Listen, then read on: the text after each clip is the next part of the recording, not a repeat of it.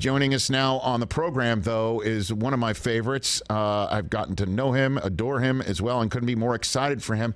He's the new head coach of UAB football, and the Blazers are taking on Miami of Ohio in the Bahamas Bowl in a couple weeks. And joining on us on the Mercedes-Benz Vans phone line is the new head coach of Blazers football, Trent Dilfer. And Trent, we all want to spend a week in Bahamas, but this is a pretty radical way for you to get that week, don't you think, Trent? Right? Rich, thanks for having me, man. This has been a whirlwind. I was coaching high school football state championship last Thursday, and now I'm on the road recruiting in Mobile, Alabama. So it's been crazy. Life is amazing. So why take this opportunity, Trent? What do you got for me?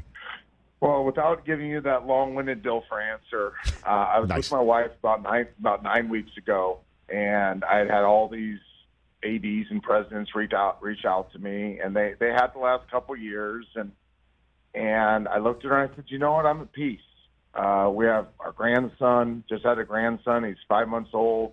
They live in Nashville. I love the boys, what we've built. We built one of the top 10 football programs in the country at Lipscomb Academy, coming out of the dust when they were the 3,000th ranked team, I think, when I took it over. And I was just like, let's do this. Let's do this for 10 more years, and then we'll be grandparents and live at the lake. And she goes, you know what? Sounds really nice, except you were made for more than this. And it kind of shocked me. And she's like, you know what? I'm ready. We're empty nesters. We'll make this work. What you do is different. You raise young men. You make them better people. You have a great staff. You love your coaches. And, these kids can play great football because what you pour into their lives, just go do it at another level. And it kind of got me thinking. And right about that time, UAB really started pursuing me hard. Mark Ingram is an awesome AD. President Watts cares about excellence. Those were two things that I really was looking for if I ever made the move. And then a donor base that approved their worth. This is a place that didn't have football. And Bill Clark and the donor base brought it back out of the dust and built a really nice program, and the donor base was part of that. So it just kind of started going down that road. Tried to keep it from my team and my community because I didn't want any distractions. It got leaked. Our kids handled it amazing. Most dominant state championship performance in the history of Tennessee, Middle Tennessee football. And now we're just rolling. Now I'm doing what college football is about. Recruiting is everything. It is everything with capital E. And I got the juice for it, and I'm hitting schools and meeting coaches and establishing relationships. And, we're going to build a roster at UAB that has a bunch of NFL dudes on it. Well, in terms of that, too, you kind of mentioned the UAB history here where they, came up with a report on how to save money, and they followed the report saying cancel football.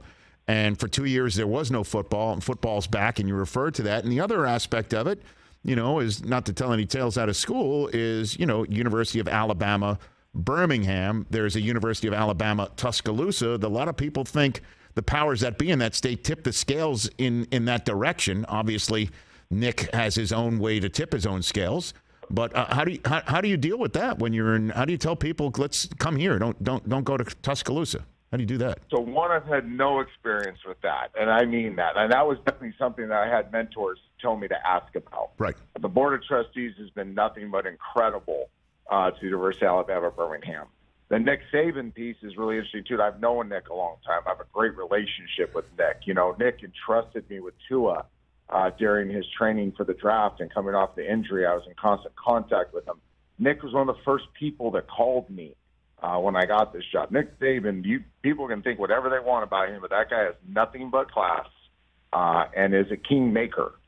He doesn't just hide assets and try to do it for himself. He wants other people to be successful. So Nick's been great to me. Listen, we know who the grand poobah is in the state of Alabama, right? But there are a lot of great football players in the state of Alabama, and there are a lot of great high school football coaches.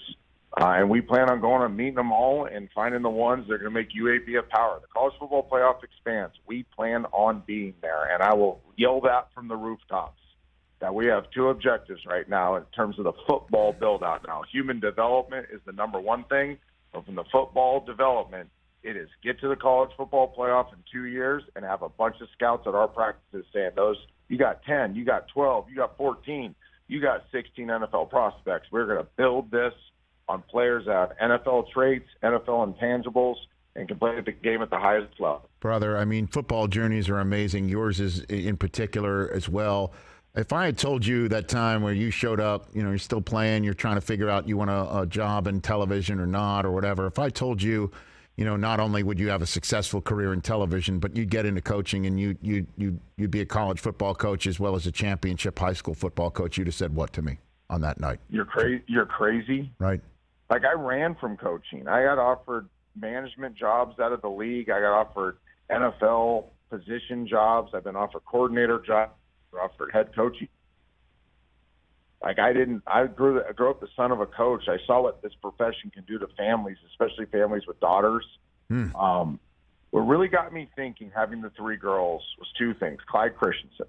So Clyde Christensen is my football hero. Like, of all my 42-year-old football life, my number 1 football hero is Clyde Christensen. Coached, obviously, me in Tampa. We coached Peyton in Indianapolis. Peyton raised him. He's coaching Tom right now. Clyde Christensen is one of the few that did it right. He is an incredible husband, an incredible father to daughters. He has helped shape the lives of so many men that were playing professional football, but they'll all say, yeah, he made me a better player, but he made me a better man. He's turned down multiple coordinator and head jobs so he can invest in relationships with his quarterbacks in the quarterback room. He just did it right. So I thought about him, and then my daughters, I was an empty nester. And that's something my wife said. She was like, we don't have them anymore. It's just me and you and the dogs. Like, let's go.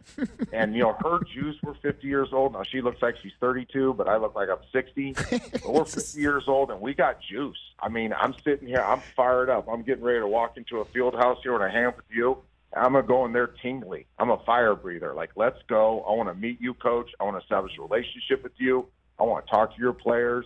I want to find the best ones. I'm making good men. I'm making them a great, not a good, a great football player. I mean, I'm getting fired up just talking to him. I just kind of juice since I was doing Dilfer's Dimes on Monday night when I jump out of my seat and I had fire coming out of my mouth. And that's how I feel. And that's what this program is going to be built on, is this type of juice and energy. Yeah, I feel the same way just listening to you, Trent Dilfer, UAB Blazers' new head football coach here on the Rich Eisen Show. I know you've got a lot going on, and you're on the trail recruiting and meeting and making relationships. But did you catch Monday Night Football last night, Brady? I did. Listen, I didn't. And I heard the lead-in as I was waiting to talk to you. I forgot it was Tuesday. Let me tell you. Listen, we play. I'm going to do this in 36 seconds. Sure. State championship game Thursday morning. We dominate. I go celebrate with my team, have a cheeseburger, jump in the car in Chattanooga, Tennessee, drive to Birmingham, call every high school football coach I have their phone number on in the state of Alabama, congratulate the state championship winners. Wake up Friday morning at 6 a.m. I'm in the war room. I'm watching our roster. I'm breaking down our roster. I'm grading our roster.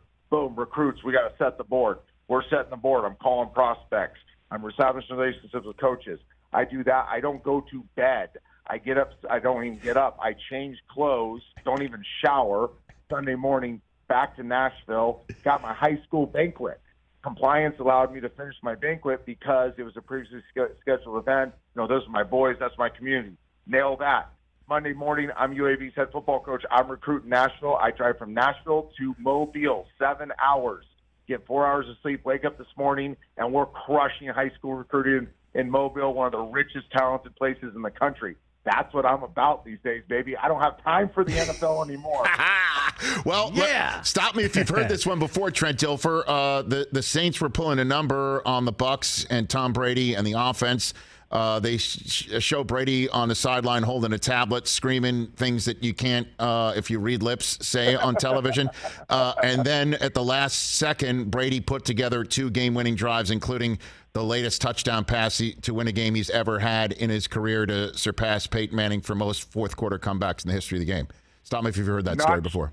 Not shocked one bit. In fact, I was talking to a prospect today in Florida. I said, man, you weren't even born when I was playing for the Bucs, but this is all you need to know. Tom Brady's wearing my jersey. That's all I want you to think about. Is Tom Brady's wearing my jersey. I let him wear number 12. Good for you. Good for you. And I said, that's all you need to think about, son. You just think about that. and think about being a Blazer, and we're good. I love that. What a great recruiting line. Tom Brady's wearing my jersey. I let him do it. Fantastic. I got a better one for you. We're cleaning out my office Sunday. I got the Lombardi in my office up at Lipscomb Academy. I don't have anywhere to put it, so I throw it in the back of my truck. Come on. Right? So it's in the back of my truck. I'm driving my truck. I'm in Mobile. I'm meeting with this coach this morning, and I freaking put the Lombardi on his desk so when the players come in, they get to see the Lombardi. Wow. That's a flex, man. Yeah. Let's go. Yeah, let's see. Jim Harbaugh's my boy, but let's go head-to-head, Jim. Let's go, baby. Let's go get some players. Let's see Saban do that. Let's see Saban put a Lombardi on the desk, right? Come on. Let's roll. Let's roll. All right, well, while you're flexing, one last thing, then, before you leave the NFL world behind for your UAB coaching experience. Is this the Tua you were talking about all along that we're seeing right now, Trent? Yes. Yeah, I know. I heard he had a stinker on Sunday. Obviously, I didn't see it. I was doing my thing. But, listen, the kid's just special. It's fun. I just hired Alex Mortensen as my OC at UAB. Mm-hmm. Alex obviously recruited Tua, recruited Jalen, recruited Bryce, recruited Matt, trained them. Like, he's been the secret sauce of Alabama quarterbacks. And we were in the war room talking before I hit the road. And we're just like, okay, we're going to have Tua. What makes Tua special? And I stopped and I said, hey, there's one. There's one Tua. Let's find guys that have traits like Tua. But Tua's got the stuff. He's incredibly accurate. He's all the things that now people are seeing. But bigger than that, imagine being Tua and what he's gone through and everybody turning on him on the narrative, and it only made him stronger. And that's the stuff that Tom Brady has. That's the stuff that Peyton Manning has. That's the stuff that Aaron Rodgers has. That's the stuff Jim Kelly has. That's the stuff that these Hall of Famers have, is they got something inside of them that says, you told me I can't, wait and watch me do it. And obviously, it helps to have a coach who can unlock it too. What's McDaniel done, do you think, that other coaches prior didn't do with him? He identified the magic dust, and he reminded Tua. And it takes a special person to do this. Is I'm going to find the magic dust in you, and I'm going to remind you daily that dust is who you are. That magic is who you are, and I'm going to give you a system. I'm going to give you players where you can showcase that, but nobody believes in you more than me. That's what my quarterbacks are going to hear. Is like, you're here for a reason. I could get any quarterback. There's not a portal quarterback I can't get right now. There's not a high school quarterback I can't get right now. Mm-hmm. I'm looking for the guy that has the stuff. And when I get that stuff, I'm going to make sure I remind him every single day, I chose you, and I believe in you. And you are going to have bad days. You're going to have stinkers. You're going to throw interceptions. You're going to have rough roads. But that doesn't define you. Your stuff defines you. And I found that stuff. I'm going to remind you of that stuff. And you're going to be a first-round pick and win Super Bowls and go to Pro Bowls, because that stuff is what's going to carry you. I love it. And the thing I love about Tua is he's getting more and more salty, too. Or showing that side that I didn't know if he had. Like this is him saying after he threw a deep ball, in a game, and also in practice after, the deep ball he threw in practice once was thrown on Twitter for being too wobbly. This is what he had to say. I don't know about you, but that looked like money. I love that, man. I love it. I just love this. Can you counsel him if you speak to him to be more salty? I love the salty Tua. I love it. He's got it in him. I remember when he was 17 and I called him out on his footwork. Mm-hmm. That's a great story. I called him out on his footwork, and I called his dad, Nala, who's a good friend of mine. I called his dad. I'm like, what are you guys doing with his feet? Like, this is some garbage now. I'm like, Tua, you ain't going to be great like you should be until you fix this stuff. And I got a video. Every day I'd get a video from Nalu and Tua there in this park in Hawaii. Bad field, potholes in the field, you see the palm trees in the back, and they're working NFL footwork, working it. So this was May when I saw him. I'm getting these videos until about right before July 4th, and we have the opening in Oregon, which is the finals of the 11 in this big showcase. And he gets there, and it looked like Kyle Shanahan had trained him.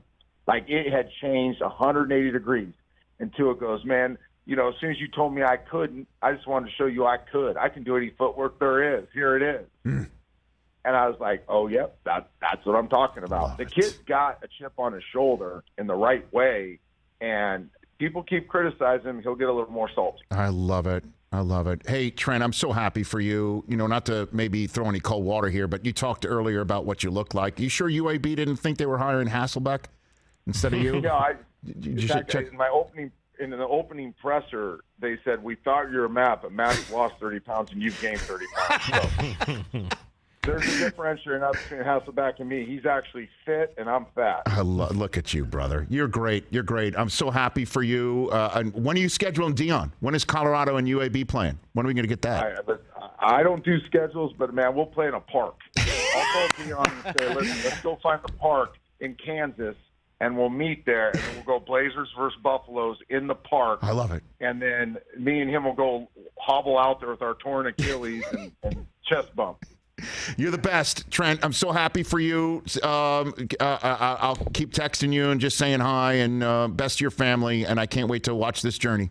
Very much so. Hey, I'll come on all the time if we don't talk about NFL. Let's talk college ball. I got you. We'll talk some Wolverine football. Let's roll, baby. Okay, sounds good. Congratulations, Trent. Congrats. Thanks, brother. You got it. That's Trent Dilfer, everybody, right here on the Rich Eisen Show. Love that guy. I think Trent looks great. And so do I, because you look like him, and you look like a Hasselbeck. You're like the Billy Preston of Hasselbecks. I have no joke been getting that I looked like Dilfer and Hasselbeck since high school. I got it. Catch the Rich Eisen Show every single day on the Roku channel, 12 to 3 Eastern, for free.